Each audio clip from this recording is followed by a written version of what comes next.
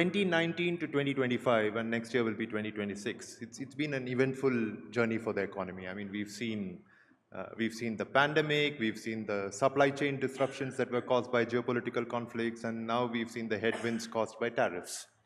So there have been domestic factors, there have also been global factors. How do you look back on this journey? One, for the economy, and two, for yourself personally as the person in charge of this economy. Well, for the economy, I'm sure the assessment from your end would be the same. We thought COVID was the biggest challenge. We thought we had to overcome that, and after that, growth will be the biggest challenge. Soon after that, the war, which was far away from us, but we thought that was the challenge because food grains, fertilizers were all at risk because the value chains and the supply chains were completely disrupted. Then we moved on to speaking about India now having to make up for the deficiencies in terms of governance. So we had to get over that in order that we speed up growth and also keep the growth sustainable.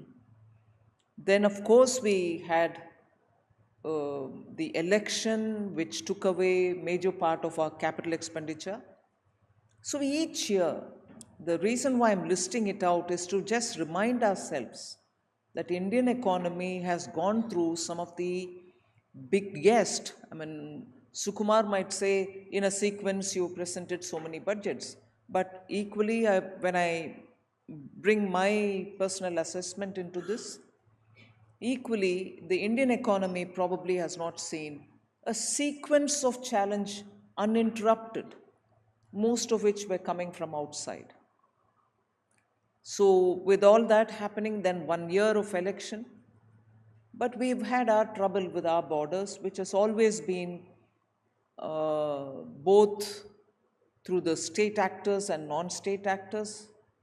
This time you saw what happened, particularly at a time when J&K was coming around, the economy was picking up, and economy under the central rule, much before the elected government came in, we had actually gone into the granular details of looking at the J&K economy, removing the undergrowth and really pushing it up so that it becomes buoyant. The restoration of J&K Bank's health is something which the country can be proud of, the way in which the J&K economy revived. And obviously, when you have a country which is targeting our, stable government, stability, the growth in our economy, you had a major hit. I must appreciate the Chief Minister of Jammu and Kashmir, who of course has met me twice, in wanting and being focused to restore the economy back after the tourism, severe hit on tourism, and it came to a standstill. Tourism came to a standstill. So the reason why I'm highlighting is, when you think you have brought in some kind of an order and you're restoring the economy, there are challenges which come. And every challenge is, of course, unexpected. Earlier, I would be confident to say there are challenges within the country which probably we'll be able to handle. And I still am hopeful that we can handle domestic problems. But the global uncertainties are actually taking a big toll, not just on Indian economy or its plan for the next 10 years, Vikasit Bharat, but globally, the world is in a turmoil. And we have to keep our heads high for the stable leadership Honorable Prime Minister provides, and the stable policies which he is constantly insisting on, based on which our economy can be strong, our investments can be high.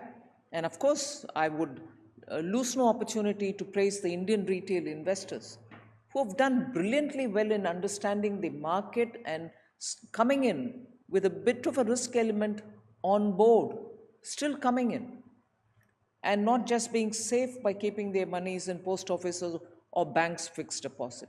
So Indian economy itself is going through very many different big time changes. We're all part and parcel of those big time changes. The macro picture is still not before us, I would think, or if it is before us, it is still a bit hazy. But the fact remains that each one of us are playing a role in this huge big shift which is happening in India.